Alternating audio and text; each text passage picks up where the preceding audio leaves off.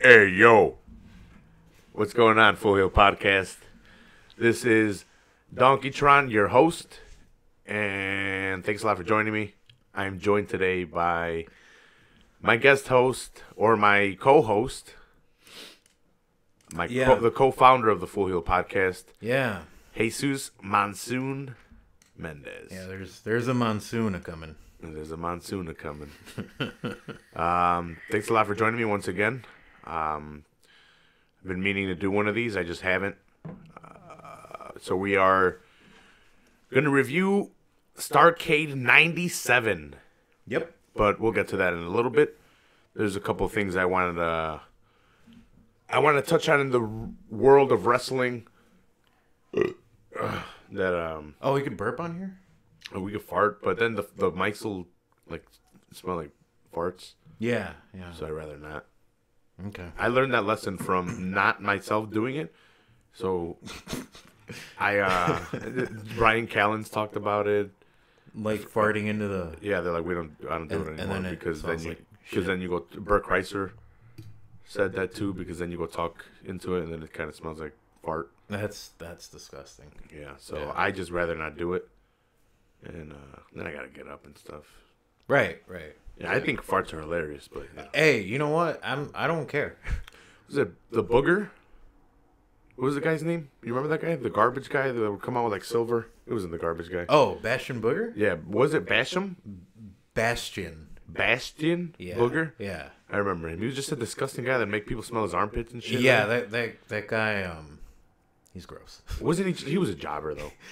100% I guess he was a jobber. Yeah, I'm pretty sure he never held any titles. Oh no, Definitely a jobber. But he was a staple of early Monday Night Raw, I guess you could say.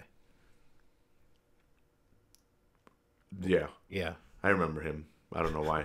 I'm telling you, he was just a jobber. But I have clear memories of him and him making people smell his armpit and just doing disgusting shit. See, I remember more now that you say the garbage dude. I remember more Duke the Dumpster.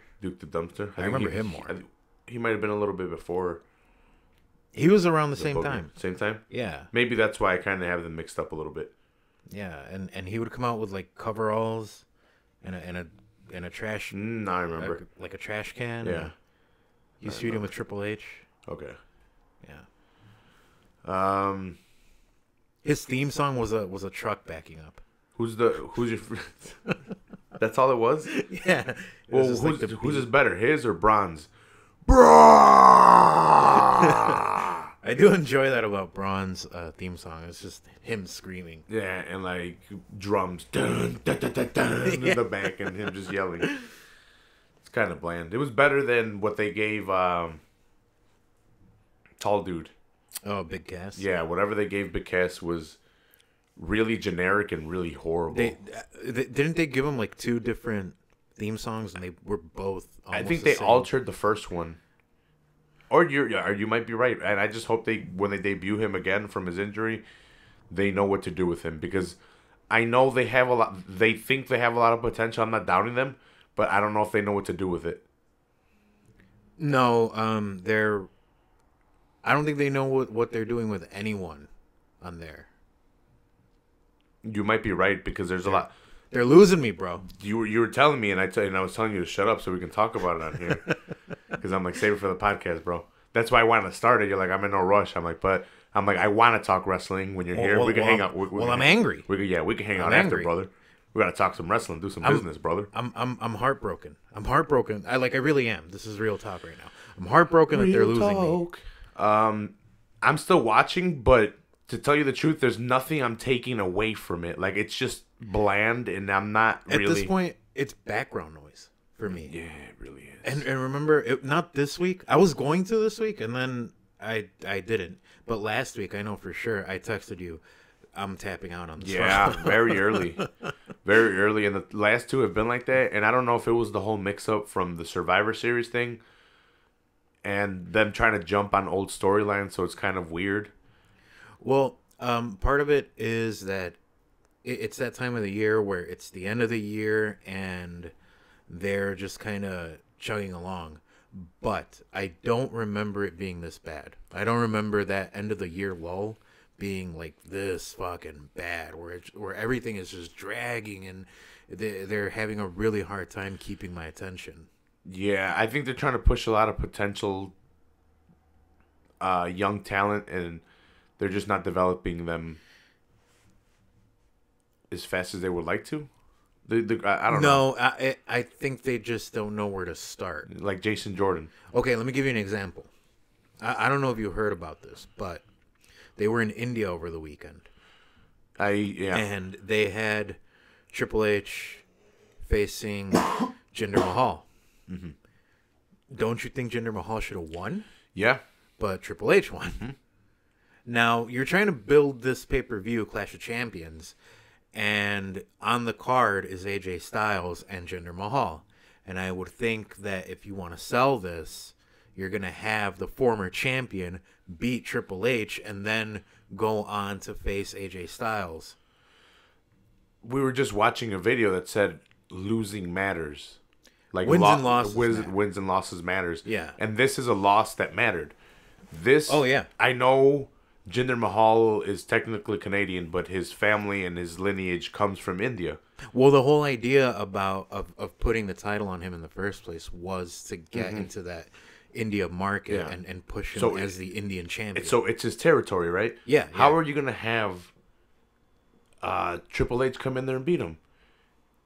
Yeah, well, that's what I'm saying. Like, how are you going to have somebody that you're trying to develop lose to Triple H? When the idea is you have the guy, he put in his time, he was champion, you know, he can afford to take a loss. Yeah.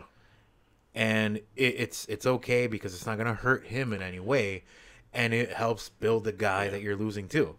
And so people are saying, like, I think the crowd is 50-50 on Mahal, and even in India, compared to the cheering for Triple H. Triple H for the crowd, I think, was a little bit more face in this instance, and Mahal was a little bit more heel. Well, they had it perfect because Mahal's character is a heel. So why didn't he just fucking pick up a dirty win in India? It's his territory. Well, yeah, with the Singhs. Yeah, because they came out with him. Like even if the crowd was against him, it's his territory. The crowd's against him. It's in favor of his character. The crowd's already against him. He's already a heel. Have him pull off a heel move against Triple H. Yeah, and then that even saves a little bit more face than just losing a flat. Well, it would boost Mahal. That would be the right call to give him the clean win. That's the idea. Period. Yeah, give him the clean win. But that's what I say. Give him the fucking clean win. I'm angry. I'm angry today. Good. Because they're losing me, and I don't want them to, but they're losing me. I still watch just so I can talk about what's going on the podcast, and you should tune in. So even if we don't like it, I guess, right? Well, I watch. Yeah, I still watch. I watch too. But it gets to a point where it's like I can't anymore. Like I could start thinking of better storylines than this to talk about. And more so with Raw because it's 3 freaking hours. Yeah, dude. You hear what they're gonna try to do with that though? What? They're gonna. So yesterday supposedly was like a test run for the USA Network. Oh yeah, to get NXT on there. Yeah, that's a bad move. Yeah, I think that's a bad move too. So they're saying that they might drop Raw to 2 hours and have NXT take over an hour of that. I think if they drop 2 hours and not have NXT is a better idea. Yeah. Yeah, I like wrestling and I like watching it, but they're not doing enough. And they look, and I've said it over and over again. They have the talent to support the 3 hours, but they're not doing anything with it. They're just filling it with a bunch of talking bullshit. Segments. Yeah, with a bunch of promos that go to nowhere. And not only that, but matches that don't mean anything aren't the answer either. Because you have matches that are like 20 minutes long, but what's the point when they don't really mean anything? There's nothing at stake. It's just wrestling for wrestling. Yeah. Man, I'm starting to get more into New Japan because I have Sling and Access is on there. Yeah. I started realizing that more and more on there, so I have free New Japan all the time. I don't know how old or recent it comes on, but I can at least watch it. They're a couple months behind. Yeah, Access is? The content they have on there. Okay. Because I think like they need to have JR and Josh Barnett go and do the voiceovers, because otherwise it's in Japanese, honestly. Yeah. So it takes a little bit of time for them to upload new content. Okay. Because it is Jim Ross and Josh Barnett. Yeah, Shout out they're to awesome. Josh Barnett. They're awesome. Oh yeah, I love them. I love them as commentators. Yeah. I don't know what the Japanese guys are saying, but shout outs to them too. I ain't hating. No, but dude, New Japan definitely knows what they're doing, and they put on good wrestling. And it might be a lot more dangerous, but it's strong style, dude. Well, I've heard Kenny Omega speak on it on what strong style really is, and from what he says, this is from Kenny Omega, in my opinion, the top guy next to Okada in New Japan. He says that strong style isn't actually, like, you're still not actually hitting each other. You're just so good that it looks like you're hitting each other. So that's how much more advanced their craft is versus again and what again, WWE chemistry. And the better the guy is, the better chemistry he can have with people that are still developing that chemistry with other people. Like, and it goes from wrestler to wrestler. Like, these guys, don't they work in the dojo and live like in apartments and shit like that? Oh man, they live it. Yeah, they live the wrestling over there, and they wrestle and practice with each other all the time. It's not about how many likes you can get on Twitter or whatever, however the fuck that works. Look, I don't do social media. Yeah. As I was telling you off the air. I was trying to tag you on stuff like that. It's called the Scott Hall video. Hey yo. Hey yo. Hey yo. Yeah, I don't Hey yo. I don't get into social media. Yeah, I couldn't tag you in it. You're there, but I just couldn't find your tag to put you on. It wasn't coming up at all. Yeah. Even though you're my friend and shit, but I don't know. Yeah. Well. But yeah, New Japan is definitely doing it right with the wrestling. Mm-hmm. And, I've seen limited matches, but the more and more I watch, the wrestling keeps me interested because I necessarily don't know what the promos they're cutting. Yeah. Unless it's Kenny Omega or the Young Bucks or American Dude. Yeah, like, I don't know, what's another American Dude? Oh, Chris Jericho. Oh, well, yeah. So, if you guys haven't been watching wrestling recently or don't know, don't watch New Japan. Yeah, they had the tag tournament thing. What's it called? I don't remember what it was called. But but before this, when Kenny was it at the tag tournament when he came out, Chris Jericho? When Chris Jericho was at first that was out? No. When the second time. Because I don't think we've talked about this. I haven't talked about this. No, the first time it was just Jericho on the video. Yeah, so it was Kenny Omega beating he fucking Naito. I don't know who it was. I need to figure out these guys' names. I don't watch it a lot, and I'm going to start watching it so we could talk about it more too. I think he beat Naito for the. He did a badass suplex onto a table, and then eventually got him in the ring and got the 3 count. I think to retain his USA or New Japan Pro Wrestling United States Championship. Right. Yeah. He retained it. Yeah, and the whole idea behind. Well, wait, are you talking about when he first won the? No, when Jericho first came Jericho. out. Okay, yeah. I don't know who he was facing, but he it was like a dragon suplex or something. Mm-hmm. Where he's got the 2 hands behind the head, clasping the hands or whatever, and then he German suplexed him from the apron onto a table on the outside. Yeah. They were selling that table spot really good. This guy was biting the ropes to not get suplexed by Omega. Yeah. And then finally Omega makes him break the hold on the ropes with his teeth or his hands or whatever he's holding it with, and then suplexes him onto the table onto the outside. Looked pretty brutal. Looked pretty epic. And then he gets the win, and he's in the ring celebrating, and then I don't think the lights go out this time, or do they? But the Titantron comes on. Well, yeah, there's a video that starts playing. Yeah, and it's Chris Jericho, and the crowd goes crazy. Yeah, Jericho he's been in Japan before. Mm-hmm. How many years? He had a run there prior to coming here to the States and joining ECW, and then from ECW going to WCW. Yeah. So that was in the early 90s, probably like 93, 94, 95, somewhere around there. Met a lot of the So that was probably the last time that Jericho was in Japan. Worked with a lot of good cruiserweights at the time. Yeah. He talks about a lot of it on his podcast. Talking about all the cruiserweights that he worked with at New Japan, WCW, ECW. Yep. How they were saving the shows at that time. And saving, well, not even saving the show because New Japan's doing pretty good. But definitely putting on a better storyline at the time right now than wrestling, than WWE is. With this New Japan angle that you're doing. Yeah. When Jericho first appeared in the video calling out Kenny Omega, that was probably what, like 3 minutes? A 3-minute segment? Yeah. They won me in 3 minutes. Oh, it was epic. What was it? All the legends are retired. He's like Triple H, Shawn Michaels, The Undertaker. He's like, they're all done. They're all retired. And he's like, who's left? The Alpha. Yeah, he's calling himself the Alpha. And then he's like, Kenny, it's time for the Alpha versus Omega. Yeah. So, cuts a badass promo. I think he rips up on Omega written on a piece of paper. He rips up a picture of Omega. Okay. That's what I meant, bro. No, yeah. I don't know why I thought it was I've seen it like once or twice. Did I post that video? I posted the one after, I know that. So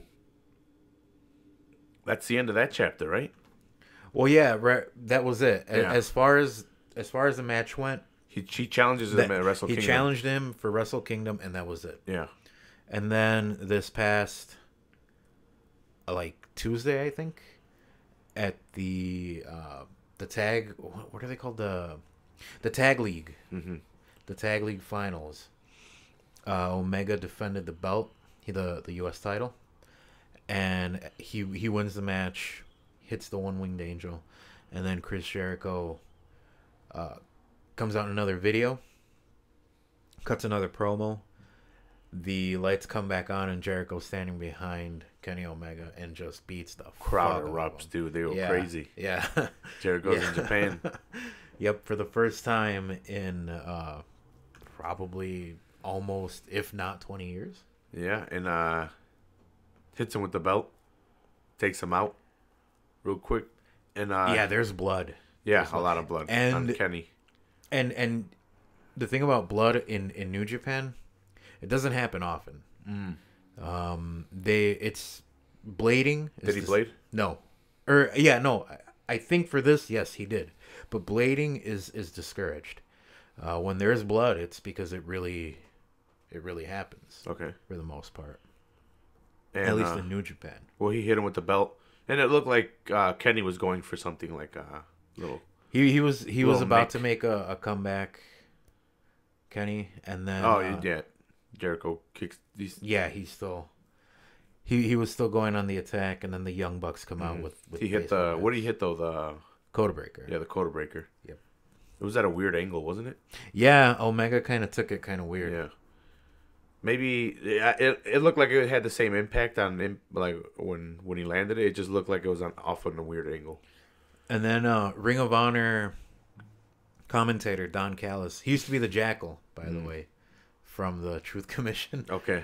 From Survivor Series. Okay, I remember him. Yeah, the dude with the long hair. Uh-huh. Yeah, that was him. Raven lookalike. Yeah, that was him. That was the commentator that Jericho did the Coda Breaker on. And damn. So I'm super. Jericho attacks everybody. Yeah, all the officials and everyone coming in. He's beating the shit out of everybody. Yeah, and he's telling the crowd, "Fuck you." Yeah, it's awesome. He's the fucking heel. Yeah, he's flipping the crowd off, and then he's like, "Kenny Omega, you son of a bitch!" And then you have the crowd doing the Terminator clap to Kenny Omega, and this guy automatically is a fucking babyface right there. Hasn't he been heel forever, though? Yeah, he has. Because he's the United States guy. He's the Bullet Club guy. Yeah. He's the faction guy. But now... It was only a matter of time. And now it's Jericho, though, invading, though. Yeah. As the more arrogant Well, I've never really seen the Bullet Club and how their arrogancy started, or if they have any for being Americans. But that's why they're that's why they're heels. Yeah, Because that's they're why American and they're coming to take over. Yeah, I've tried looking for history on it, like videos on YouTube. There, you can't really find it. Yeah, maybe I could find the actual matches, but you got to go back to when Finn Balor started it in like 2012. Yeah, I've tried looking for history of it, but I can't. I've only heard podcast him talking about it, but I want to watch actual storylines and actual like them cutting promos and shit. Yeah, you got to go back to that. Yeah, but I can't find it. Yeah, but now they're babyface and Jericho super fucking heel off the charts. Yeah, he was attacking referees. Full heel podcast. Yeah, being the shout out officials. What was the commentator he hit to? The Jackal. Yeah, the Jackal, Don Callis. Yeah. They're going crazy for that too. Yeah, because you don't see that over there. Mm-hmm. And then here comes this outsider, and he's doing that shit. Then they had a press conference where Jericho was talking, and they were asking about the match, and like they're like, "Oh, why did you decide to come take a match in New Japan?" And then like, "Why did you decide to attack Kenny Omega?" And then Kenny Omega comes and attacks Jericho. He's bandaged up, and then he comes and attacks Jericho. The cool part was Jericho taking the notes. yeah. He's like, write that down. Yeah, he was telling the guy to write that down, and then he went and wrote it himself. Yeah, he was claiming it's Kenny Omega's last match in New Japan. Yeah, mark my words, write that down. And then he takes the guy's notepad and rips it in half, and then throws the papers everywhere. Yeah, that was so good. And then they all scammer to find the one that he wrote on because they want to keep the one that Jericho wrote on. Yeah, Jericho was just fucking great. Flipping off like the cameramen directly in the camera, going up to the camera, flipping them off, and calling them sons of bitches. You son of a bitch!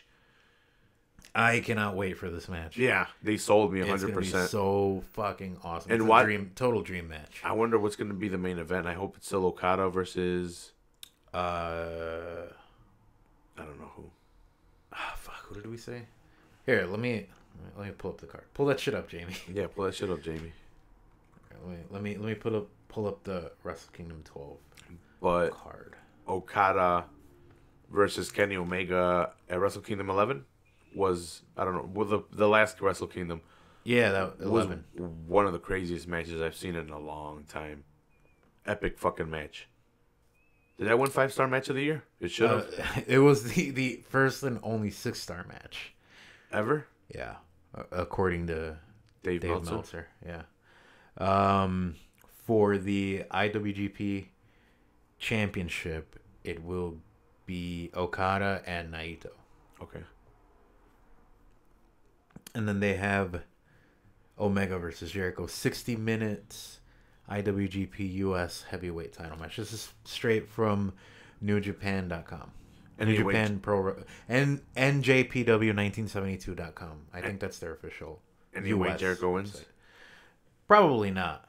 No? Probably not. No. I think Kenny Omega would benefit from winning, and I think Jericho knows that. Mm-hmm.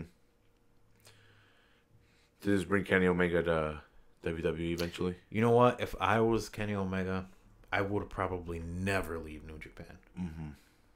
Because from someone like him, it's good all around having someone like him in New Japan.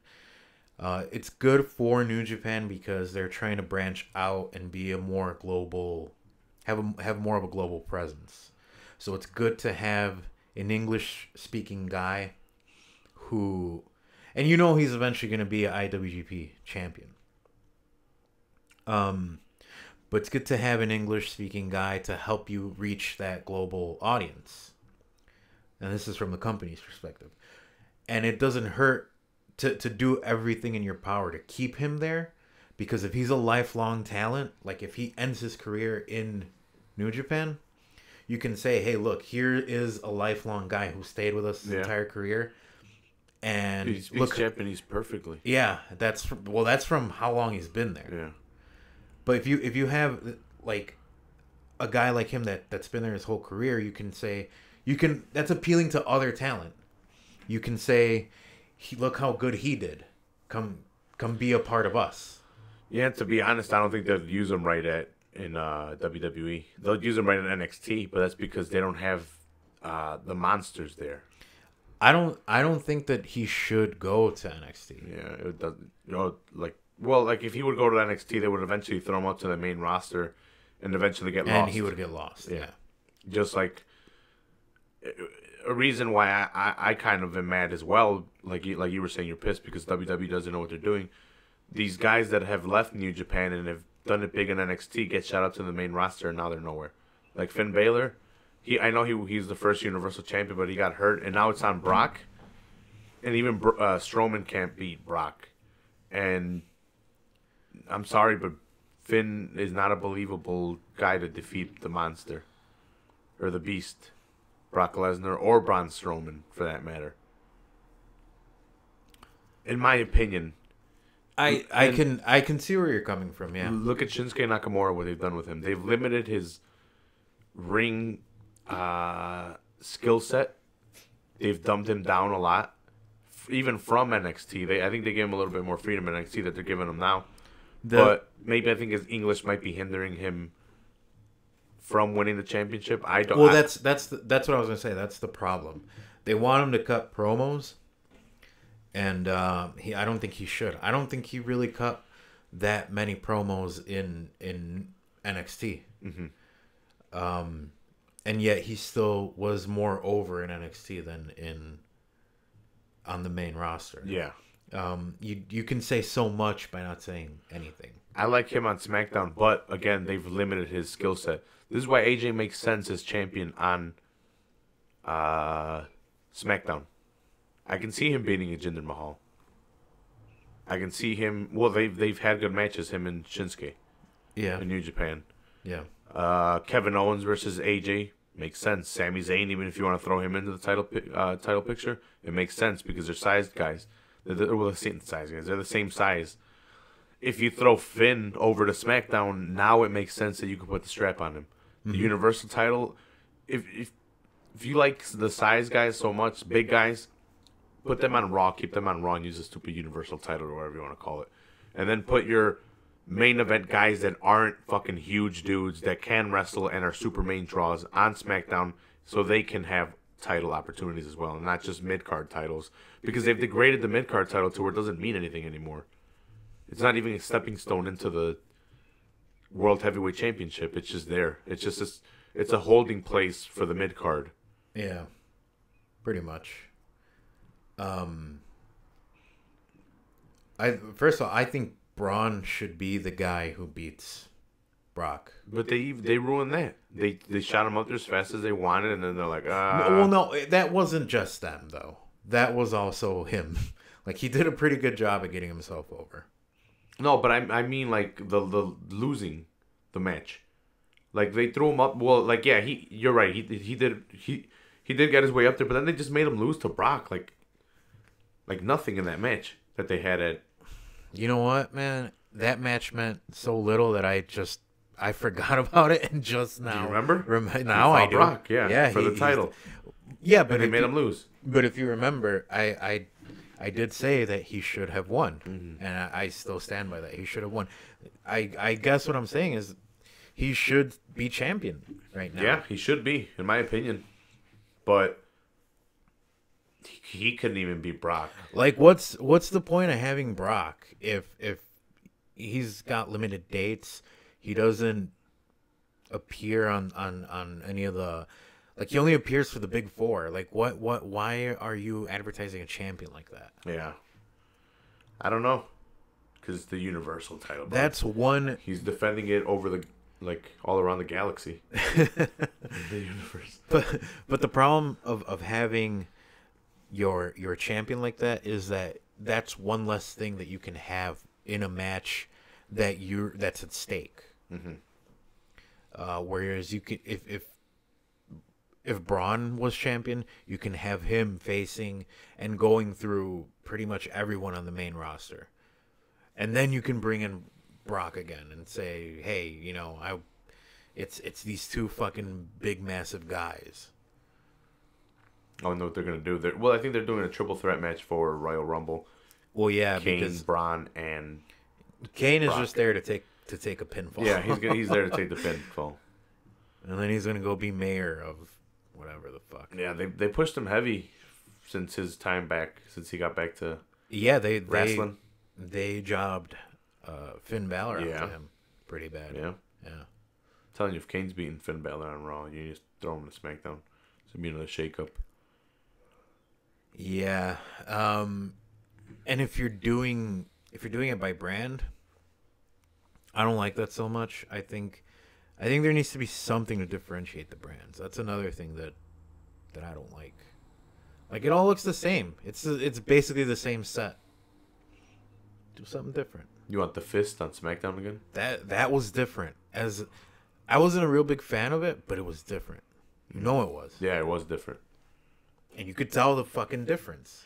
I wonder who bought that fist set. I was reading something about that. Someone bought the actual set from there because SmackDown doesn't even use it anymore. I just forget to turn off my phone and it's Bill always yelling in the background. So wait, they don't have ownership of the set anymore? Like, somebody actually bought it? Like, I think the actual, like, physical set, they bought it. That's interesting. Because they got rid of it. I don't know. I might be lying. That's interesting. That's pretty cool, if that's the case. Could have been fake news, bro. Could have been Yeah. fake news. It's everywhere. What, fake news? Yeah. Well, yeah. I was going to talk about net neutrality, but I don't know anything about it too much. They're just trying to limit shit on the internet. Well, they're regulating it without actually knowing how to regulate it. They think they know how. Yeah. And that's basically what it is. Yeah, looking. Would it come? Hold on. Let me just say this about net neutrality. Go ahead. What it comes down to is, it's just the people behind media, like that medium of the internet. They want to have control over that because there's media companies that have control over television, radio. The internet was pretty free. That's why you were able to have any schmuck making a video on YouTube. Are you calling me a schmuck over here? No. I'm saying in general. I am. I'm saying in general. Because I am. But that's why you can go on 4chan and post pictures of your dick.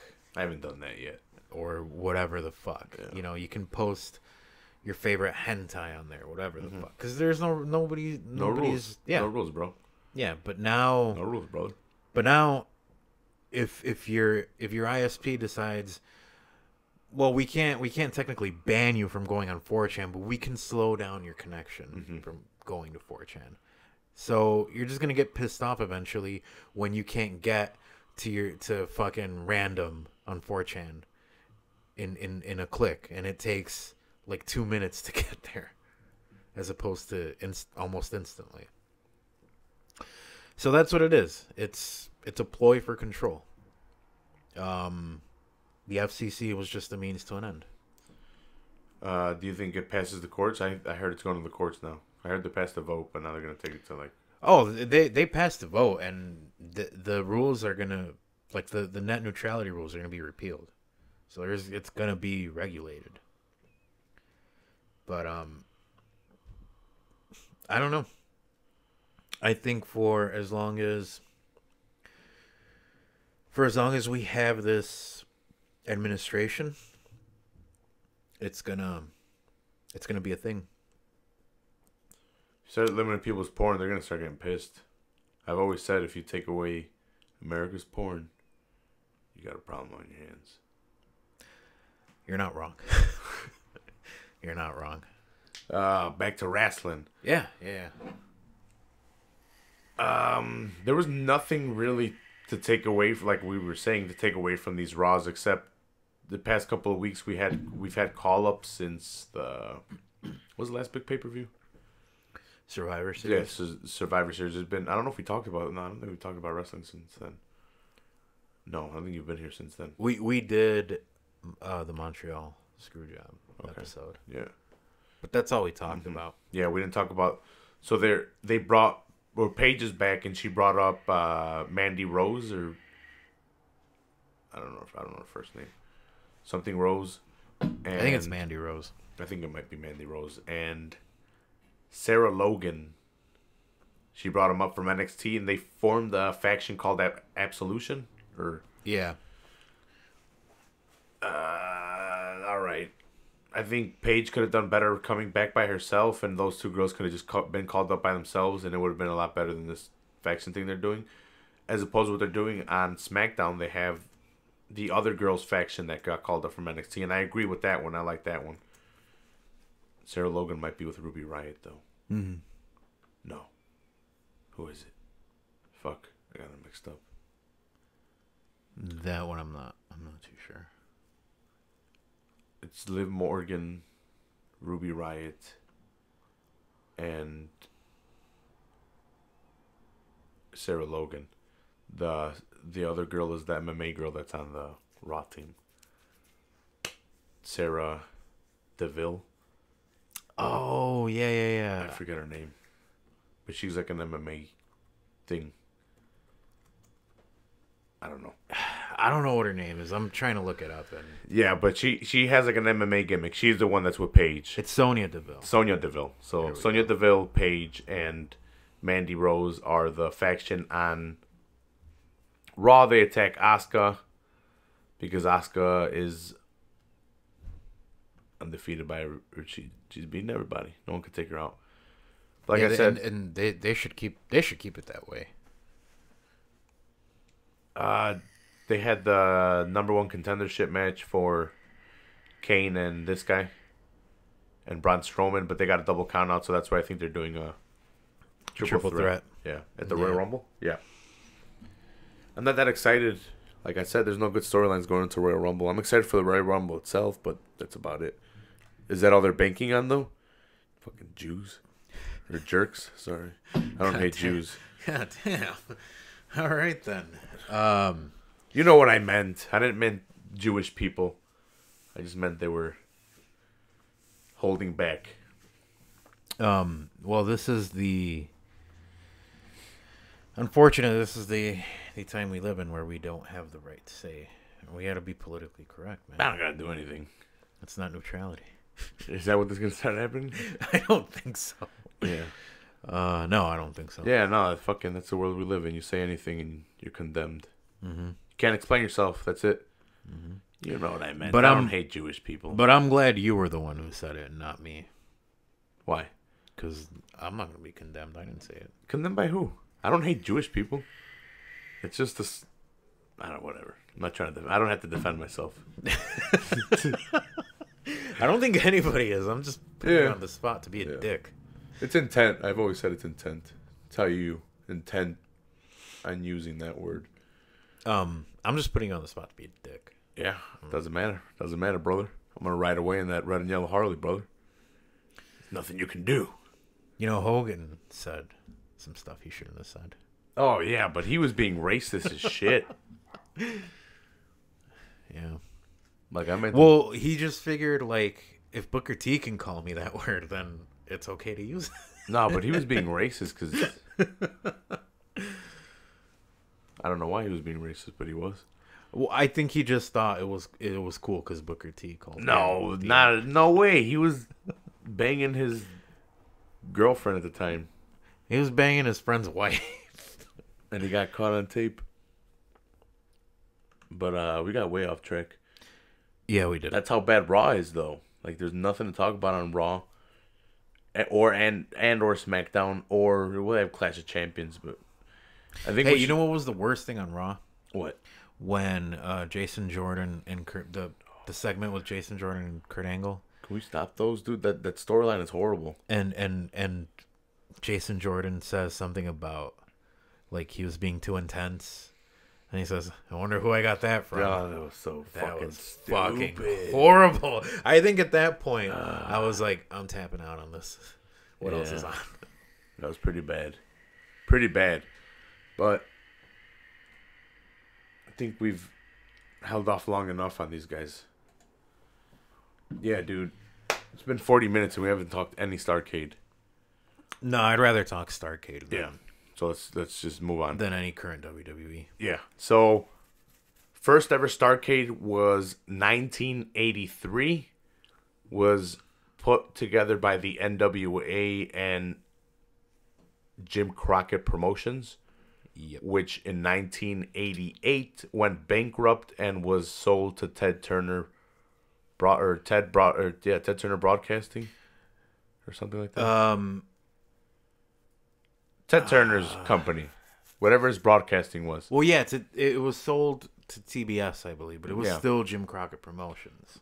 And It didn't become WCW until like 91 weren't they or 90. Well, from what I investigated it was called Worldwide Wrestling at a time while it was bought, maybe while it was bought by or while it was promoted by the Jim Crockett, but bought by Ted Turner. It was called like Worldwide Wrestling, World Championship Wrestling. They had a lot of names for it. You get me? Yeah. Yeah. They just called went a lot through, of stuff. Yeah, and eventually they settled on the WCW. Yeah, they went through a bunch of different. And that's because they were still switching from territory to territory, and they and then eventually they landed a deal that they could broadcast to a bunch of other cities, from what I remember reading. Yeah, I think at that point is when they went national and Once they got the TV deal, they were big enough to put on the first like a national syndicated TV deal. But damn, no, this is way before then because they sold in '88. This is the STARRCADE. Oh, okay. Yeah. Well, the NWA, NWA had STARRCADE, so STARRCADE isn't a WCW thing. This is the NWA that put on the STARRCADE. Right, but then they still Eventually, kept they still kept doing the WCW still kept doing STARRCADE, even though NWA and WCW were separate at that time. WCW continued doing STARRCADE. Yeah, WCW at that point was doing its own. I watched. It was like its own entity. I watched '83. I won't get a lot into it just because there's a lot of it's really old. I don't know how many people would enjoy it. I did. The cage match. The cage match was epic between Harley Race and Ric Flair. It's one of those epic matches. He's wearing his light blue shorts and he's covered in blood. Flair, and he's wearing the championship belt. Yeah, and that's a very iconic look. The light blue trunks with the dark blue boots. Harley Race is known for being a really good wrestler, but yet tough. Yeah, he's renowned as a very legit tough dude. I heard he's one of the toughest. Didn't he There's a bunch of stories out there. Like if you just go on Google and didn't he have Andre the Giant back down to him or something like that? I think he did. I think I heard that. I think he did. And Andre was like they called him boss. Boss. Yeah. Yeah. So I asked you which one you wanted to do. Yeah. Because you were excited for STARRCADE this month because it's December. It was always done in December. And this was STARRCADE 97. You chose 97. Yep. That was a pretty big STARRCADE. Your favorite STARRCADE, you would say? Yeah, in a way. It was the culmination of the Sting storyline. Yeah. And the battle for WCW. Yep. NWO was battling for the right of Nitro. They wanted Nitro, supposedly. They wanted to make it NWO Nitro, and I think for a couple of weeks they were running 1 hour as WCW, and then the next hour is NWO. Awesome. So they had a bunch of matches that kind of like had the NWO pinned against WCW guys. You have WCW guys in the crowd, like the whole WCW roster that wasn't wrestling that night. Yeah, they were in the crowd. They were in the crowd, and as cheesy as it looks now, it did give it that it's a big deal feeling. Yeah, because you have guys that we're supporting WCW. Yeah, and because NWO was trying to take coming over. out. They're showing their support when they should be at home or be in the locker room or whatever. But they're out in the crowd watching the show because it's that important. Mm-hmm. So it gives it that it's a big deal feeling. And they like opening all the pay-per-views with the Cruiserweight Championship match. Oh, well, man. That's not even what got me. What got me was that little cinematic that they had to open up STARRCADE. where like Sting is walking around in the rain. Yeah. Just the thunder. Yeah, and he's walking around in the rain. It's so much like The Crow. He picks up the bat, and then the bat's laying on like pictures of Hogan. Yeah. He jumps through a window. Yep. And if you've ever seen The Crow, they took a lot of scenes from that movie and injected it into this little cinematic. It's so much like The Crow. It's a dark, gloomy, rainy kind of setting. Sting's walking around. No, they ripped off The Crow 100%. Oh yeah, 100%.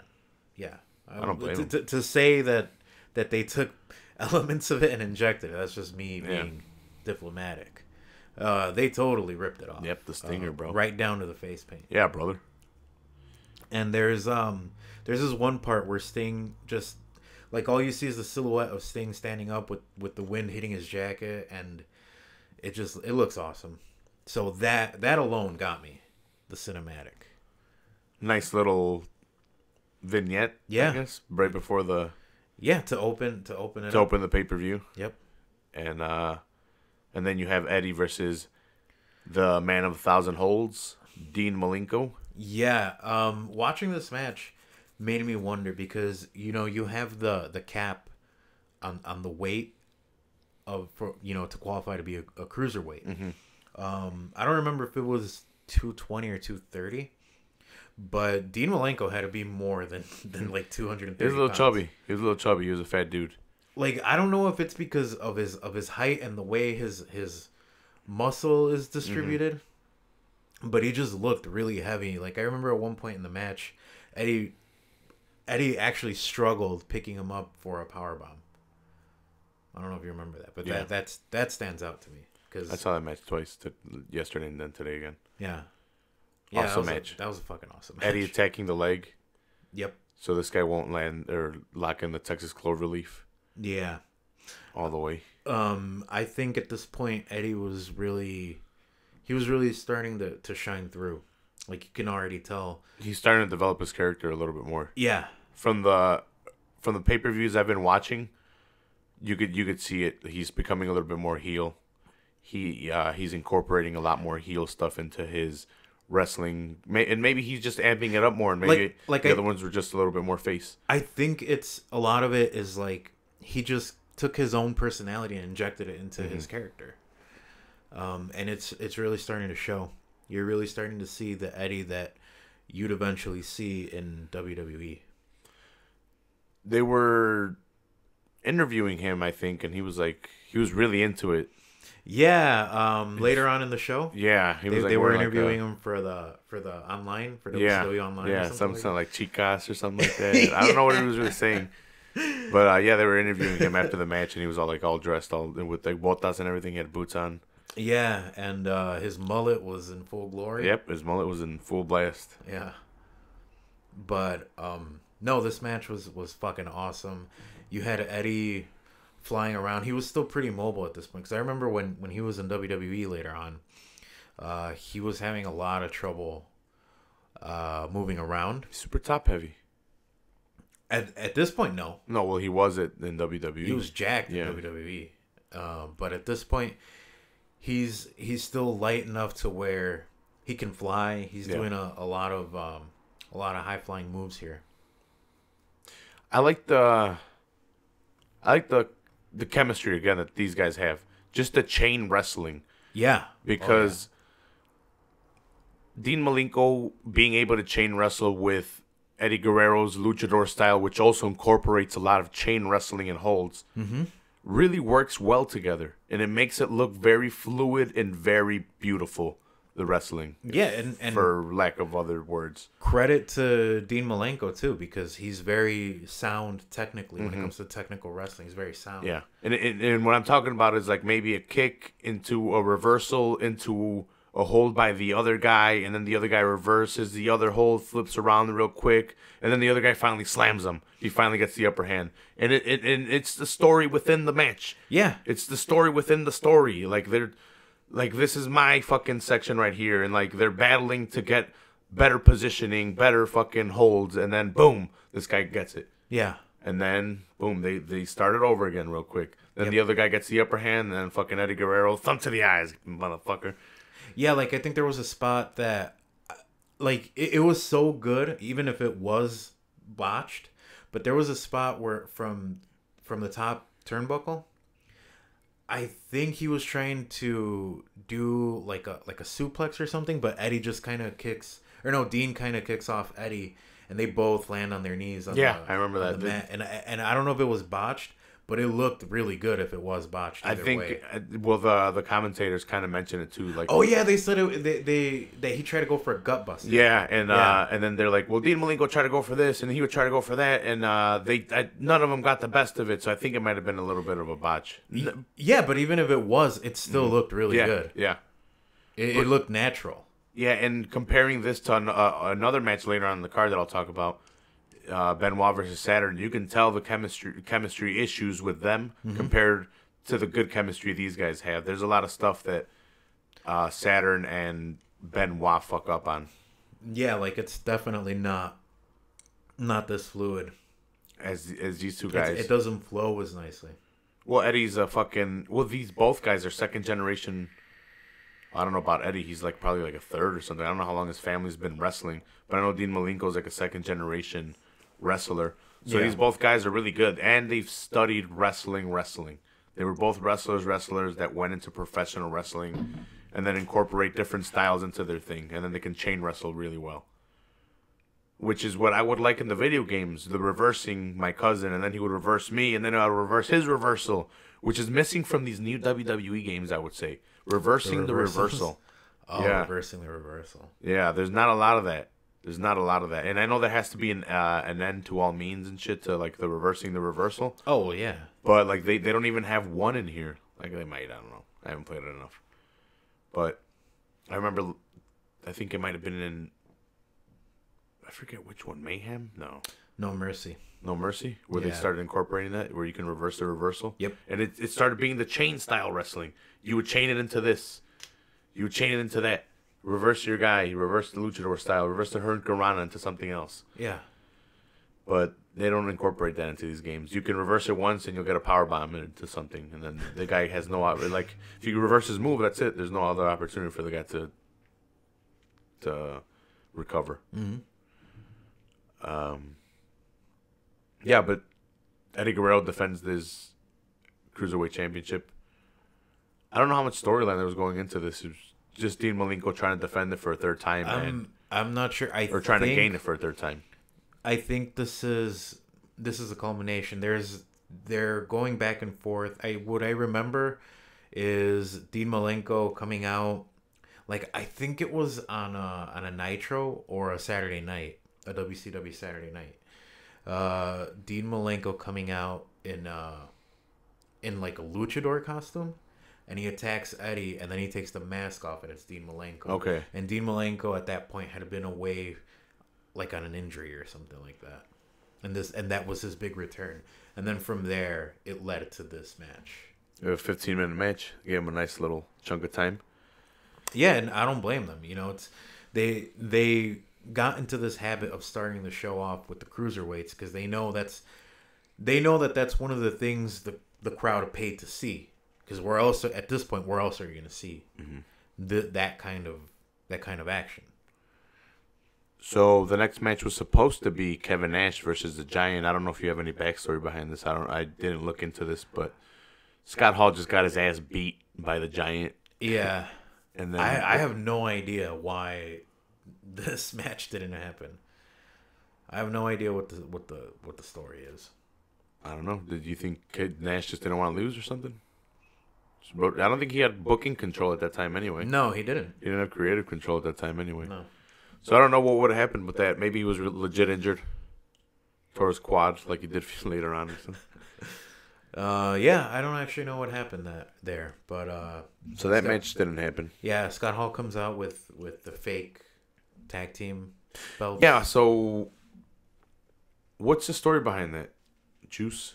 So those are the NWO tag team titles because they're clearly the outsiders, and it's their heel tactic of having the championships, right? Even though when they're not champions.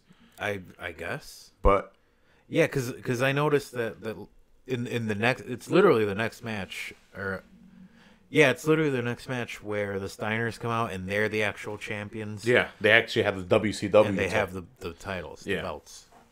I know at some point the Outsiders have both titles and they have like 1 and 1, and one's carrying one and one's carrying the NWO one.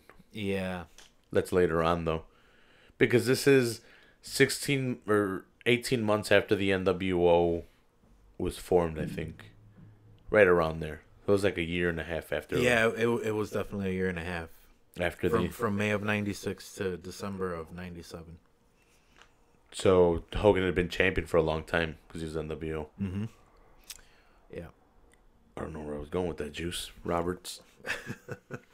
Well, we were just talking about the belts, the difference between the NWO and actual WCW belts. Yeah, because Scott Norton and this led into the next. Yeah, match. this leads into the next match because the real tag team champions, the Steiners, with Ted DiBiase carrying the titles, he carries the titles, and he's the manager for these. Yeah, Ted DiBiase at this point is Steiners. playing the role of manager.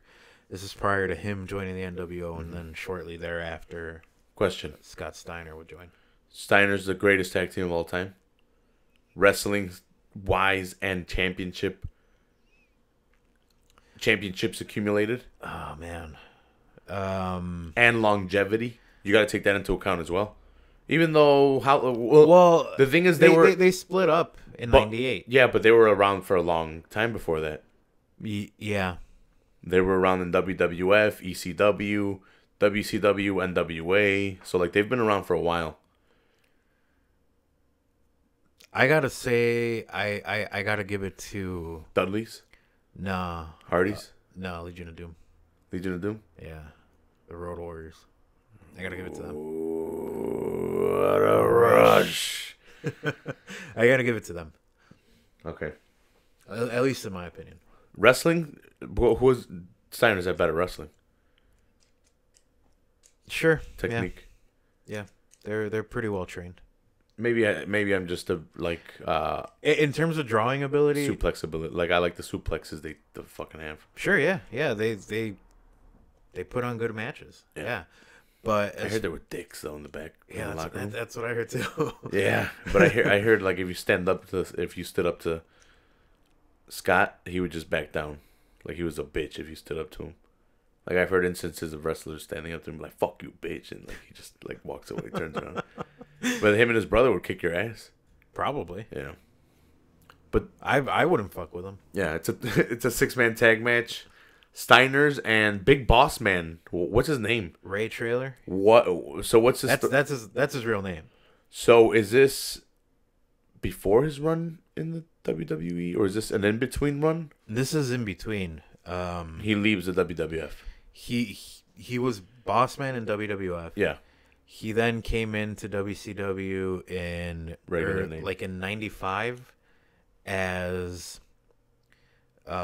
he had like a bunch of different names. I think at one point he was the Blacktop Bully, the Guardian Angel. So okay, you're familiar with? Yeah, I remember that one. You're familiar with the Guardian Angels, right? Yeah, like the guys with the berets. And, yeah, yeah. Well, he came in as I remember that. And then he was. It wasn't the bikers. It was you're right. The beret. Yeah. The red beret. Yeah. Yep. Yeah, I remember that. It was the Guardian Angel, Blacktop Bully, Big Bubba Rogers, and then I guess finally Ray Trailer. All in WCW? Yeah. I think as Big Bubba, he joined the NWO, and then they kicked him out, and I think this is how this match came about. Okay. Because they kicked him out, and I guess he was mad, so he teamed up with the Steiners. Okay. Versus Savage, Scott Norton, and Vincent? Yeah, formerly Virgil. Yep. WWE superstar. Have you seen the pictures? Yeah, poor guy. Of him by himself? Yeah, poor guy. Have you ever heard his interview? No. Where he's talking about meat sauce? No.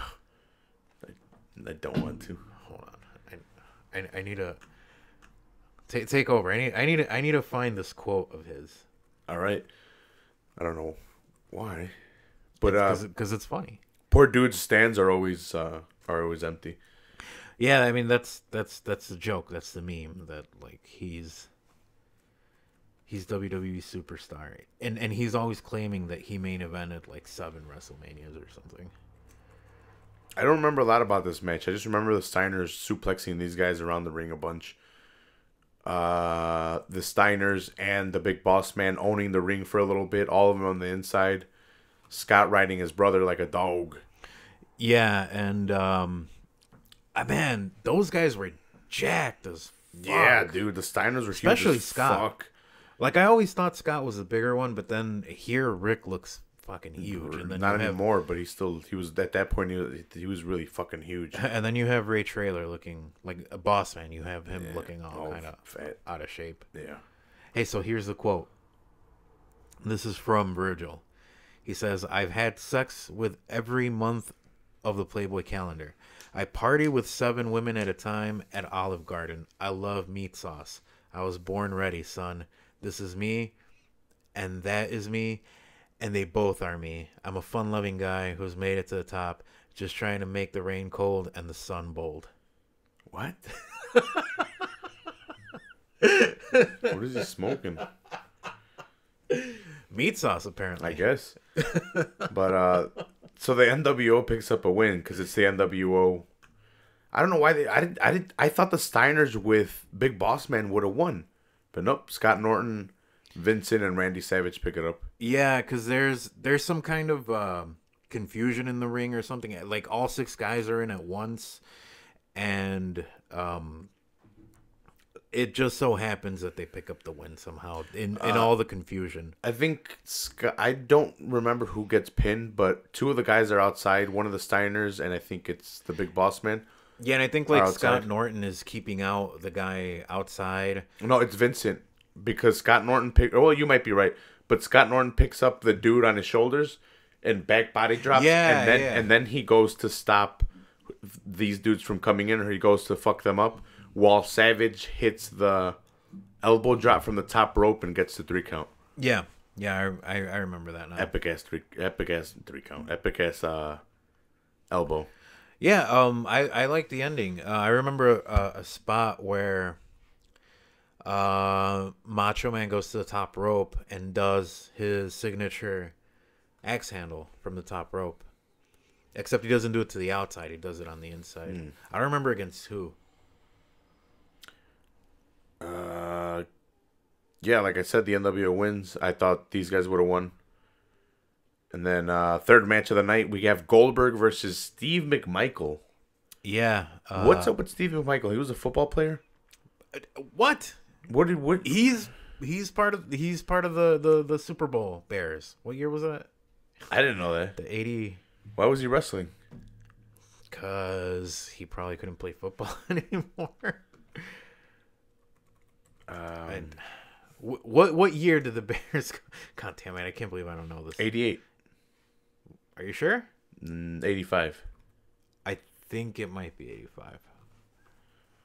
I don't know. I'm not a fucking Bears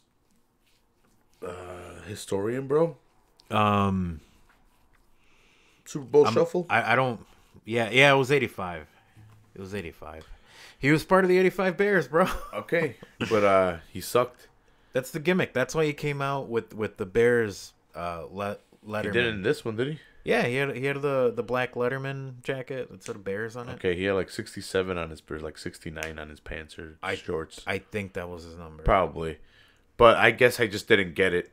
And they were having a football feud? Because Goldberg was a football guy? Goldberg was, what was he, like a Dolphin?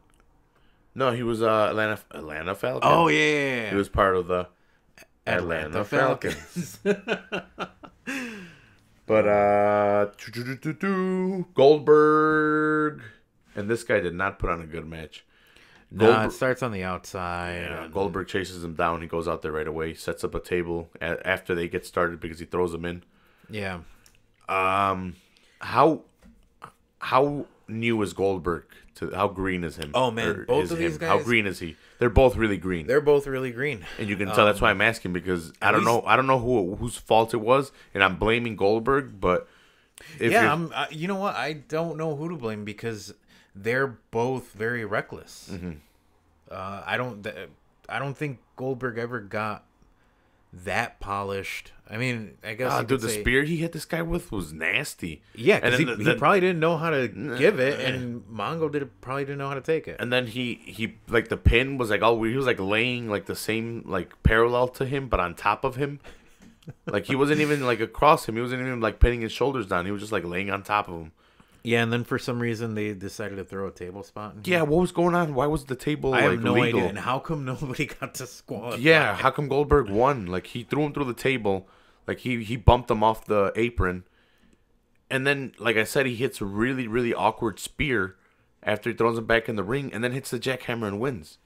Yeah, I don't know how to explain the table spot, but He was trying to like gorilla press slam him through the table on the outside, Yeah. but the ref stopped him at one point. I know that was a spot though, but still, that would have been pretty epic. I think he would have hurt McMichaels. Oh yeah, he would have gotten. Why is it Mongo? Was that his name on the Bears? I have no idea why his nickname is Mongo. It's kind of weird. But yeah, he actually was a part of WCW for quite a bit, and eventually he would quietly disappear. Yeah, But I don't remember. he was not good. No, he wasn't. So we had Goldberg definitely win, continue the streak that would continue on to next year. Yeah, of STARRCADE. At this point, the streak is it's going strong. Yeah, I don't know how many matches exactly, but he had a ton. So he beats McMichaels, and the next match we have is Saturn with Raven taking on Chris Benoit. Yeah, I guess Raven was originally supposed to be in this match, but then he says, I decide to wrestle whenever I want. Apparently that's in his contract, right? Apparently he had that written into his contract. He wrestles when he wants, whoever he wants. Yeah, well, there is a story behind that. Raven would come in from ECW. This is all in storyline. Came in from ECW. He would be sitting in the front row. I think like Gene Okerlund or James J. Dillon would be giving him contracts, and he would never sign them. And I guess he named his own contract or whatever, and that's why he can decide to wrestle whenever he wants. So that was literally a story, like trying to get Raven to sign a contract. And it was Raven's Nest in ECW, and it was the Flock in WCW. Yeah, it was a Flock. The Flock had a lot of members though. I know. It had Saturn, Billy Kidman, Raven, Lodi,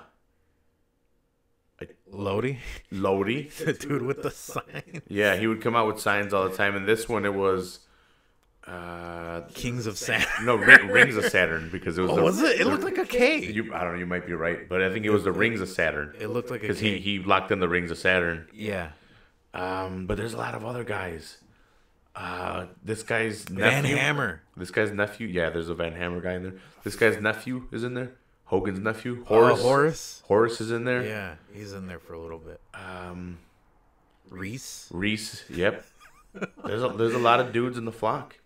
I feel like probably most of those guys are throwaway guys. Yeah, except Kidman. Kidman. Dude, he was totally heroin guy. Every time you were talking about it, I kind of just blew it off because I'm like, yeah, he kind of did look like it. No, yeah. But it was 100% heroin addict. His gimmick was that he was 100% he was on heroin. Kidman would go on to be successful after the Flock. Lodi would go on to be successful. He had a gay gimmick with Lenny Lane. No, I don't remember. Okay. That would be later on, and I think they got complaints about it and they had to stop. Okay. Who else? Van Hammer didn't do shit. Yeah, like you said, the other guys were kind of throwaways. It was mostly Raven and Kidman. Yeah, most of all was Raven. Kidman going onto the cruiserweight scene and kind of fighting off Raven at some point, and then dropping the whole heroin gimmick and just. Yeah, he went to rehab. He got clean. Yeah, and then shooting. Did he really? Was that a storyline? No, I don't think so. Seems like it. Yeah. I don't think so, but seems like it. Eventually, after the Flock, he just dropped the whole heroin gimmick. Yeah. So Saturn gets thrown in there. Oh yeah, Saturn went on to has to wrestle Chris Benoit, a young Chris Benoit. Yeah. Awesome match, dude. Not really. It was okay. I don't want to lie to you guys. It wasn't as good as it could have been. Again, chemistry. Saturn I was talking about this earlier. Saturn's a really talented Eddie and Dean guy. Malenko have had a really good match, and maybe like one spot you could tell where they kind of like messed up, but even recovered. In this match, there was a lot of times where like It was just a little sloppy. yeah, it was really sloppy. Like Saturn would go for a kick, and Benoit would attempt to catch it, and they would slip, and then they would go for the same spot, but it was very noticeable. Instead of kind of going for like something else, and it was just not they weren't selling it right. Yeah. And it happened a couple times, like moves on the outside. It just they weren't clicking. I remember like at least 3 or 4 instances where I caught something that was off about what they were trying to attempt to do. It's too bad because Saturn is a very talented wrestler who can really put on good matches. I think if anything, he's very underappreciated. Yeah, I wonder how many matches Benoit and this guy have had at that point. You know, maybe it was just the chemistry at that point. They just hadn't had too many matches. I don't know because they were both in WCW around the. Am I wrong? They did have like a lot of slip ups in this match, right? Yeah, they did. It wasn't as crisp as it could have been. Yeah, especially seeing the Cruiserweight Championship match in the beginning. Yeah. With Eddie. Maybe they just weren't feeling it. Yeah, they could have been. It could have been an off night. Yeah. Eddie's had his off nights. I remember him apologizing to Benoit, I think, in one of the matches in ECW that they when the revived ECW. Yeah. Like he put on a shitty match and he's like, "Dude, I owe you one" or something like that. I like mouthed it. I think they would if Saturn and Benoit would eventually have another match in WWE when they came in as because they were the Radicals, right? Yeah, they were the Radicals. Yeah, I think at some point they have a match with each Eventually, they started a feud. They all started feuding with each other. Yeah. In WWF. Yeah. The invasion thing, because they came in a little bit earlier, right before the invasion angle. The Radicals. Oh, that was way before. They actually were paid to leave the WCW. They were paid to leave WCW by the WWE instead of being bought out. Oh, what I'm yeah, trying yeah, to say. Yeah. They left away, but yeah. Yeah, and that was a big mistake because Eric Bischoff said, "If you don't want to be here, don't be here." And they were like, "All right." Well, that was a whole thing with the LWO. That's why he was forming the LWO after he got in a fight with Bischoff, came back, and they played off of the whole real heat between these guys, and Eddie formed the LWO, the Latino World Order. Yeah. And started calling for the rights of the Mexican or Latino luchadores in the background. Yeah, and they would go on to be the Filthy Animals from there in like 2000. Okay, yeah. Yeah, brother. Saturn wins, but that's because...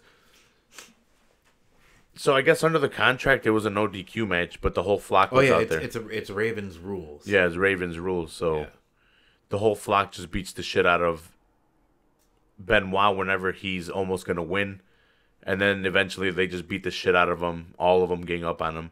Yeah, and then Raven hits the even flow. Mm-hmm.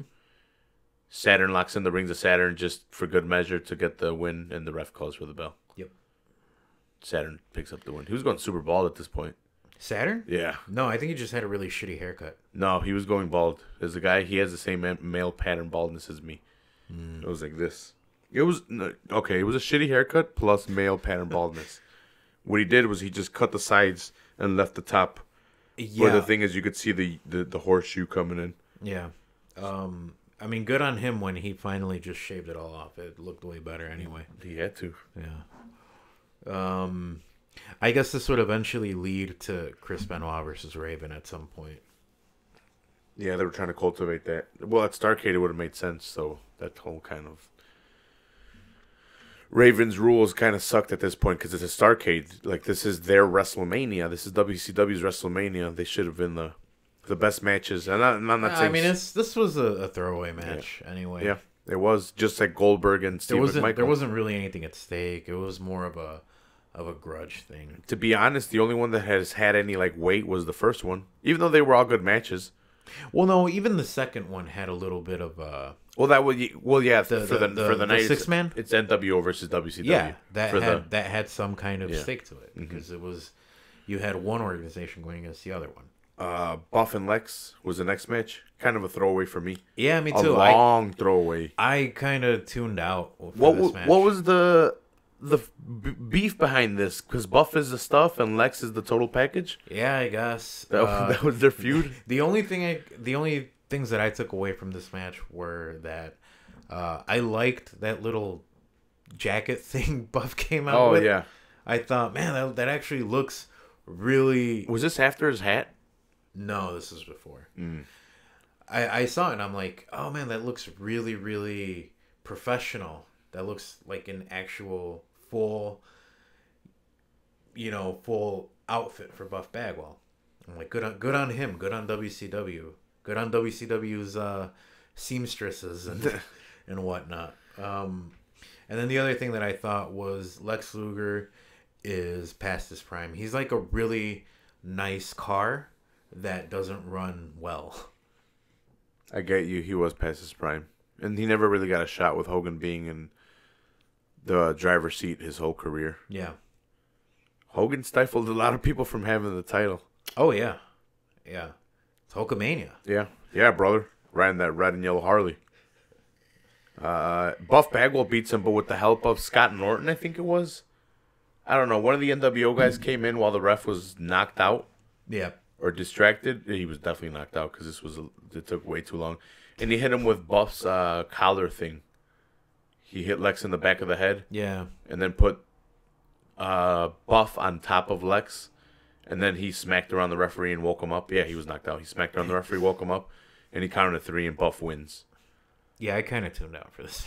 Yeah, it was a long throwaway match, but it was NWO versus WCW again. NWO, I guess, picking up a win against WCW, so they're 2-0 for the night. Yeah, look, I'm not hating or nothing. All right, No, even though Lex Luger probably killed Miss Elizabeth. Yeah, I was gonna ask you about that. I'm not hating, but anytime I see Lex Luger, I know it's probably gonna be a throwaway match. We could do a whole conspiracy show one day. Oh, we should. We could just look up a bunch of conspiracies and talk about them. Yeah, like Superfly killing his girlfriend. Oh shit! Or the promoter killing. Oh man, Bruiser Brody. Yeah, Bruiser Brody killing. Yeah. Yeah, We can look at those. That's messed up. Yeah, but the next match was Diamond Dallas Page versus the United States champion, the WCW United States champion, Mr. Perfect, Kurt Hennig, brother. This is a match I was looking forward to. It was a good match. This was an amazing match. When Mr. Perfect came out, when Kurt Hennig came out, because he was known as Kurt Hennig here. Yeah, he couldn't use Mr. Perfect. Nope. When he came out, I remember thinking, God damn, he looks like Mr. Perfect from WWF. He looked the same. Yeah. Like he wasn't out of shape. If anything, he looked like he was in really, really good shape. I wonder how long after this is his WWE run. I think he left in 96, like early 96. He wasn't wrestling from like 94 to 96 in WWE. He would just make appearances. Okay. And then he actually started to wrestle when he came into WCW. But I don't know if you remember in like 2001, 2002, he came back to WWE. No. He came in for one of the Royal Rumbles, and he had a little bit of a gut. He looked kind of out of shape, but here he looked really, really good. Yeah, he was still in shape. Yeah, which is surprising because I don't think at this point I think at this point he had took 2 years off of wrestling. So it was very impressive the way he looked. But Diamond Dallas Page has some injured ribs in this match. Yep, he's got the taped up ribs. I think at one point, like Mr. Perfect exposes the ribs and starts working him over. Takes the padding out. Eventually tries to land. I think they call it the Henning Plex here. They can't call it the Perfect Plex because I don't WWE's trademark. I don't think if they would have called it that, it would have been a big deal. But I guess they were playing it safe than sorry. Yeah. And then, like, all the time, DDP out of nowhere, bang, hits the diamond cutter. Yep. 1, 2, 3. Yeah. New United States champion. I noticed that the crowd went ape shit. Yeah. When he won. Uh-huh. But because they have to dub over the music, you couldn't actually tell, and that kind of took away from the match for me. Where did you see it? The WWE Network? Yeah. Yep. And they have to dub his music because his original theme music sounds too much like Nirvana. Oh, okay. Smells like Teen Spirit. I forget what I was gonna say. Dusty Rhodes, baby, who was commentating on here. Yeah. And he was like, "This is the working man's title. Yeah. The working man's title." And it was. Yeah. It was. It's like the Intercontinental Championship, isn't it? It's or like WCW? what the Intercontinental Championship was. Yeah. But this is for the WCW.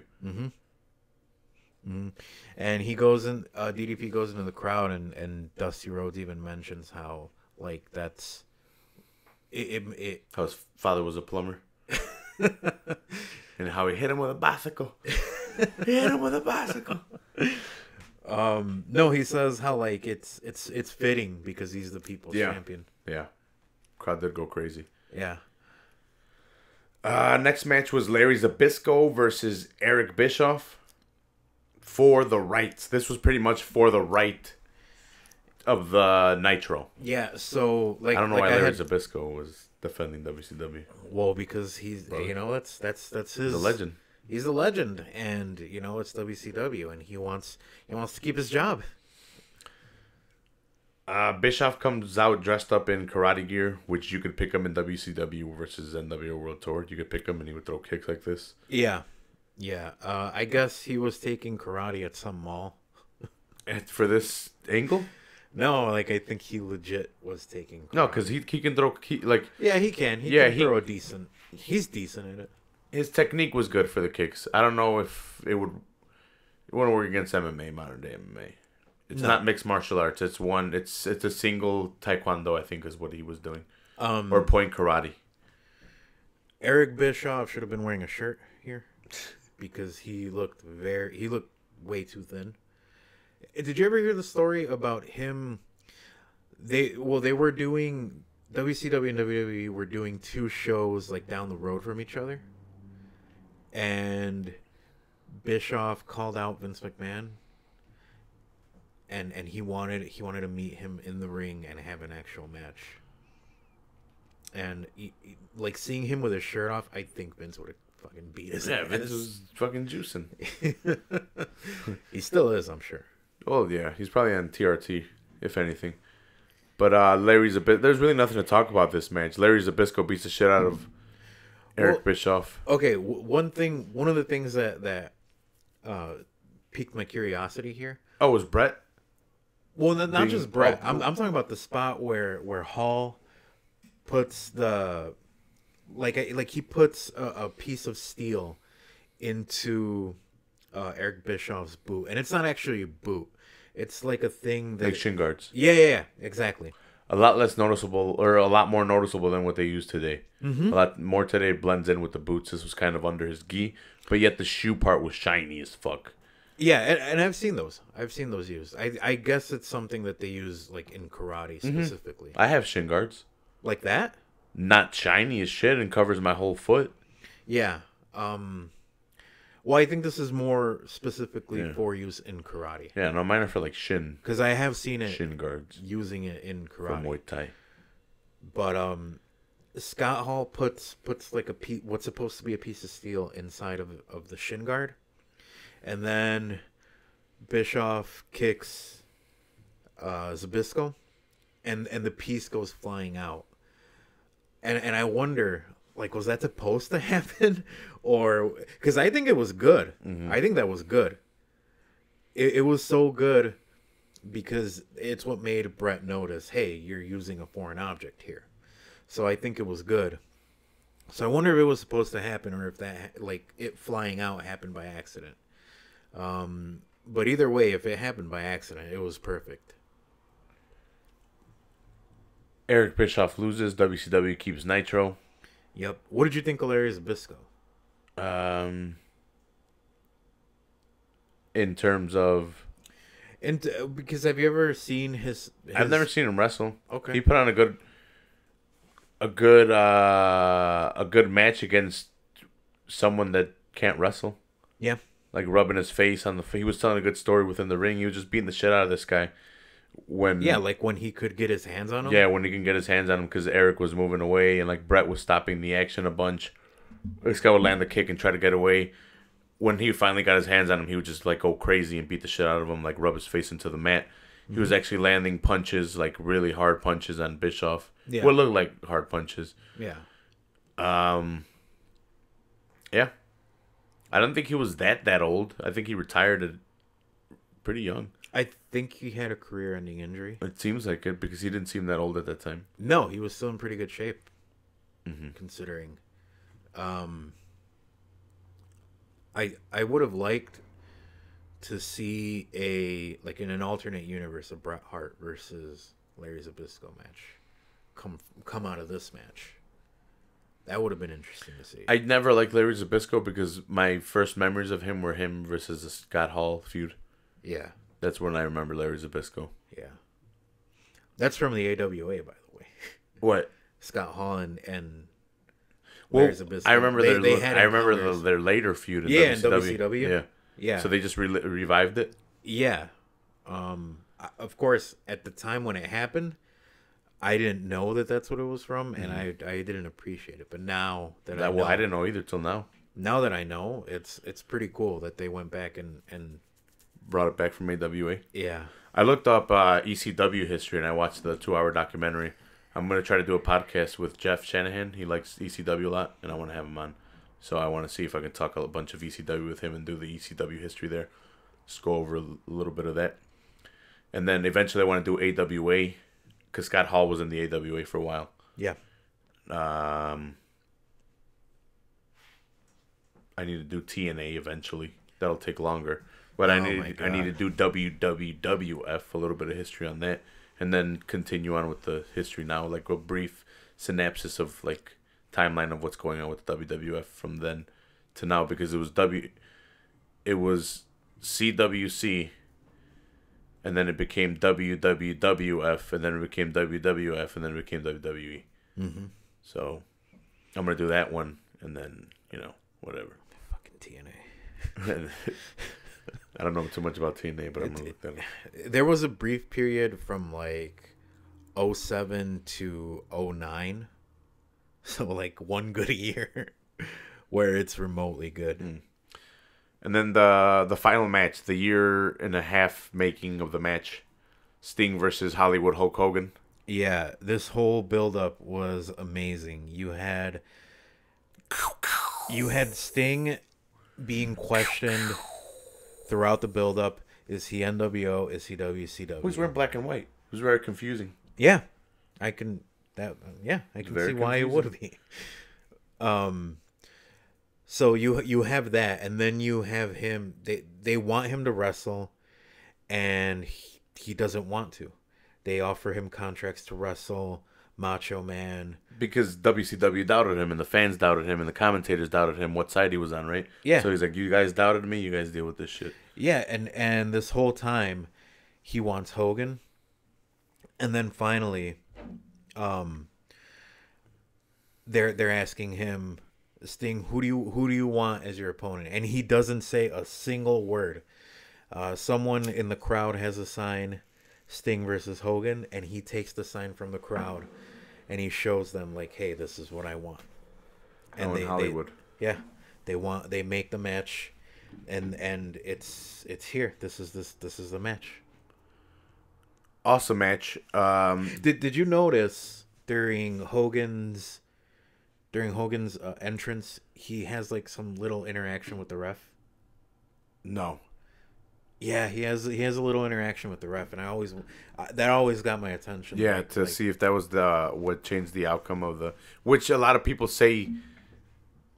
Well, I guess we'll get to it right now, but Hogan, dude, as much as I give him shit, his style in this match was really good. Hogan looks like he's having a lot of fun in this Yeah. match, and I like that. And you don't see it in heels anymore. Heels kind of bust out the cheap shots only when they're losing to try to gain the advantage back. Hogan seems to throw it in as part of his arsenal, part of his offense, part of his going forward with it. Yeah, he's being a total chicken shit going Yeah. to the ropes. Dude, the eye pokes 100%. Like he'll be punching you, and you'll be like going away from it, like even recovering from a punch that he's hit you with, and boom, he hits you with the eye poke out of nowhere too. Yeah. Like it's just stuff that I don't see heels nowadays doing. They don't go for the total punk ass like you were saying right now. Yeah, like the no, total they, cheap shots. it's all very bland now. Yes, they'll go for the cheap shot when they're losing. They'll use it as a last resort, and I don't think that necessarily is a heel. I think that's just the last resort of winning. A heel is literally what Hogan was doing in this match. Yeah, he was playing dirty. Yeah, very dirty. Yeah. And I liked it. It looked like he was having a lot of fun. He would go out and interact with the fans. I think at one point he gets into an argument with one of the fans, and the fans tell him, "Hey, fuck you." But it looked like he was having a lot of fun, and that it made for a good match. Yeah, Hogan's hair has like a sheen to it. It like shines. Yeah. It's weird. At this point, he should have done something to not have a skullet. He never gave it up, bro. No, I guess he still hasn't. it Yeah. to this day. Yeah. But it has like a sheen to it. You can see like it's chemically treated to look like that. Yeah. Like it's been bleached. Yeah, it's hilarious. Yeah. It was a super yellow though. Yeah. You know what? Well, that's what I'm saying. It was probably bleached. It might be because of his fucking like red brown skin. Yeah, Like he's got total hot dog skin. Yeah, at he's a this hot point. dog skin guy. But yeah, his hair was crazy. But yeah, no, Sting versus Hogan, awesome match. So what you were getting at was, so Hogan talks to the ref. Yeah, and you don't remember that? Yeah, I don't remember him talking to the ref. Yeah, so I know the controversy of behind this match. So what was supposed to happen, this was supposed to be a fast recount by the ref because there was a lottery and they threw in the NWO friendly ref. they didn't know who was going to be officiating the match, so they held a lottery with the name of all the refs. Mm-hmm. And Nick Patrick, I think it is. Nick Patrick was the one that they pulled, and Nick Patrick was formerly in storyline the NWO official ref. That sold out. Yeah. So he's supposed to do a fast 3 count, 1, 2, 3, and give Hogan the win, and then Brett's supposed to go and be like, "Hey, you can't do that shit. You can't. There's no double crossing on my watch. I already saw this happen in WWF pretty much." But like you said, Hogan talked to the ref. So what a lot of people are speculating is that Hogan went and talked to the ref and said, "Regular count it. Give me a 1, 2, 3 instead of 1, 2, 3." And it's a regular count. And this is all like backstage real stuff that they speculate happened. And you can't actually tell what Hogan tells the ref, but Hogan like makes a face, and it's a very weird interaction that they have during Hogan's entrance. And it's a regular count, dude. 1, 2, 3. The ref. Yeah. It's not a fast count, and it kind of makes it shits on whatever plans they had because now Sting looks really well. He got beat, not really weak, but he just got beat by Hogan. And then Brett tries to argue, saying this isn't going to go down on my watch. These shenanigans, and he hits Nick Patrick, and he calls for a restart of the match. Yeah, Brett inserts himself as... Yeah, but people are confused because it's a regular 3 count. So kind of Brett's just being an asshole. In people's opinions that don't know what's going on. Well, this should have been Sting defeating the NWO. Like, after this, there should have been no NWO. At all? Or it should have just gone back to the regular 3? No, there should have been no NWO at all. I mean, they lost the show. They lost, in NWO Nitro, and they lost the title. So what now? Have him go away for a couple months. Have Hogan go away for a couple months. Hall and Nash, dude. keep Hall and Nash. They rode that bitch till the end. They rode it till the fucking... What did they say? What's the saying? Till the wheels fell off? Yeah. They did not give a fuck, dude. Yeah. Yeah, maybe if they would have gone away for a while. Or, like I said, dumbed it down to the three of them and then built up from then afterwards slowly. And added key members like... I'm sorry, Disco Inferno. You do not belong in the NWO. Dusty Rhodes, as much as I love Dusty Rhodes, I don't... He shouldn't have. No. It got really out of hand. Yeah. Virgil shouldn't have been in the NWO. No, like Six was a good addition. The Giant was a good addition. I think Six was gone at this point. To the DX, yeah. How long was he in? He was injured, and he was supposed to come back, but he got fired while he was injured. And when he was all cleared to come back, he just went to WWE. Do you blame him for killing China? Or for China's death? Sorry for wording it like that. No, they had. I think when she died, they were broken up, but like he had pretty much introduced her to all that fucking horrible drugs. No, I think with her it was mental instabilities.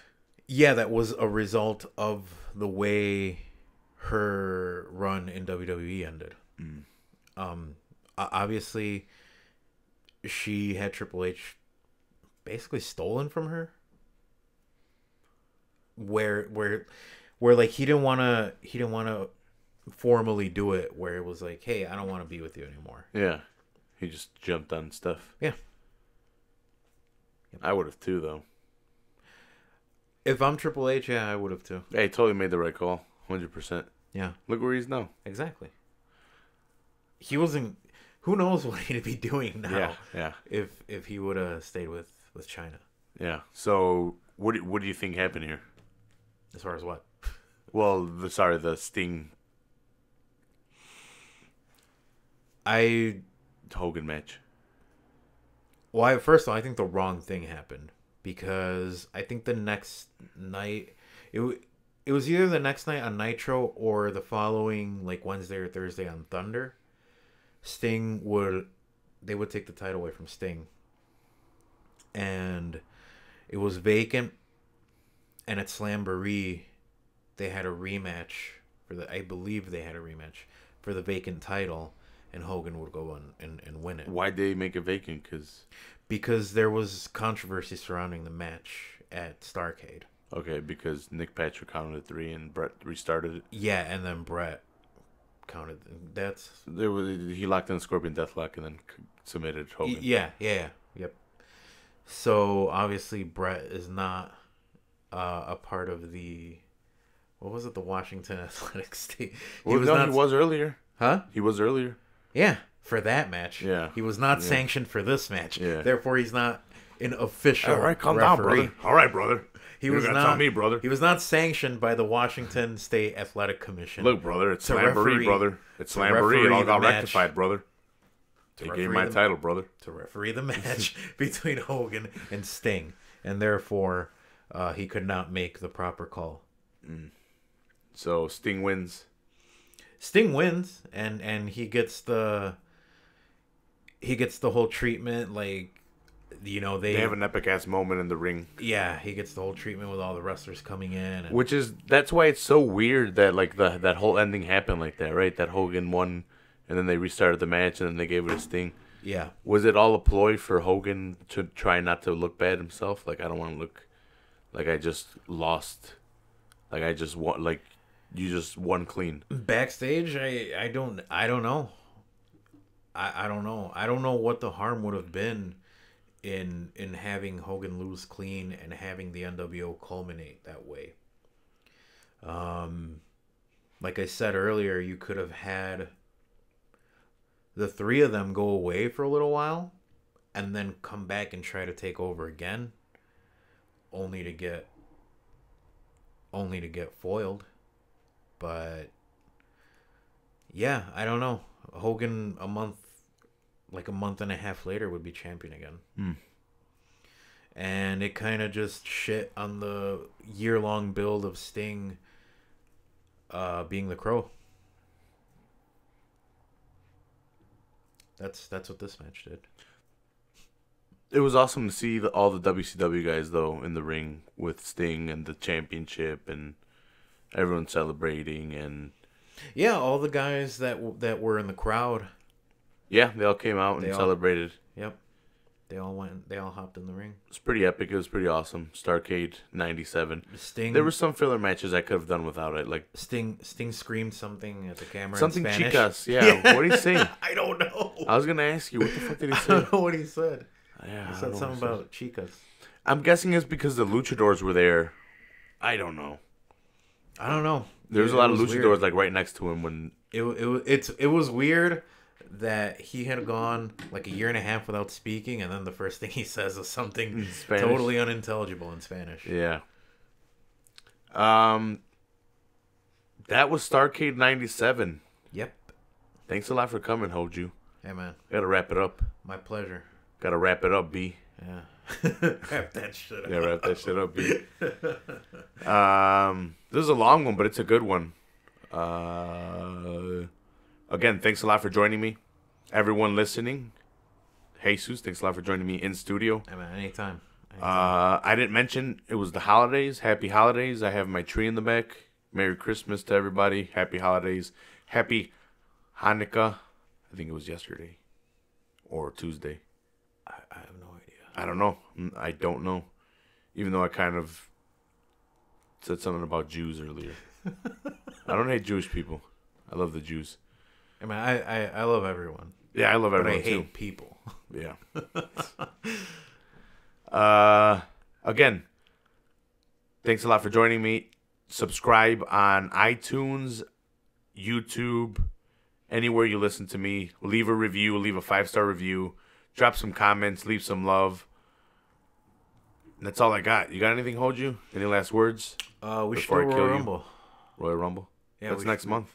Yeah, we should do one. We should do one. If you want to do another STARRCADE before, I'm going to do another STARRCADE before. I think I could squeeze one in before. Yeah, well, we're mid-month. You're probably busy, but yeah, definitely a Royal Rumble. I'm not that busy. Yeah, we'll definitely do a Royal Rumble though. We'll see what Royal Rumble you want to choose. I definitely want to do a Royal Rumble, but I can come in for a STARRCADE. Okay, we'll talk. We'll talk right now. Yeah, but hey yo. No, thanks a lot for coming by, and everyone again, thanks a lot for listening. If you like what you hear, subscribe to the podcast, subscribe to the channel. I'm gonna upload this to YouTube as well. I started uploading the videos. You're not on video. I am though. I'm not on video. Got the tree in the back. Yeah. You're like Sister Abigail. You don't come out. No, I don't. Yeah. You're actually me. Yeah. I'm just crazy. I'm Tyler Durden. This is me. I just have it back and forth, and then I edit the second voice so it sounds like someone else. Yeah. I call him Jesus Monsoon Mendez. Yep. All right, I'm too high for this shit. I love all you guys. Thanks a lot for tuning in. I'm Donkey Tron. Take it easy.